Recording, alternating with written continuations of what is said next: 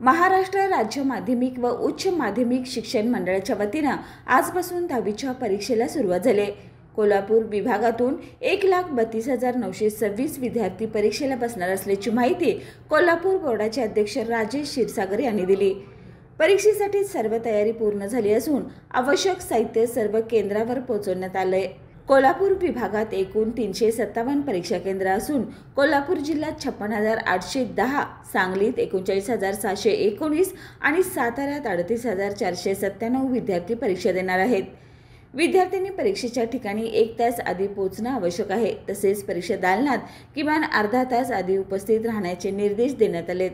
परीक्षेच्या सुरळीत आयोजनासाठी 45 परीक्षकांची नियुक्ती करण्यात आली आहे। बोर्डाने ठरवलेल्या नियमाचं पालन करत परीक्षा पार पडणार असून विद्यार्थ्यांनी नियमाचं काटेकोर पालन करावं असं आवाहन करण्यात आले।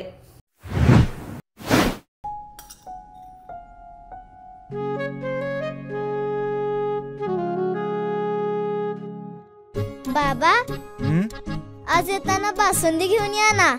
अगं, कालच आपण आईचा वाढदिवस होता म्हणून आणली होती ना। ऐकलं, गोकुळची बासुंदी पुन्हा खावीशी वाटतेय। खरं सांगू, मलाही खावीशी वाटतेय। पुन्हा पुन्हा खावीशी वाटणारी गोकुळ बासुंदी।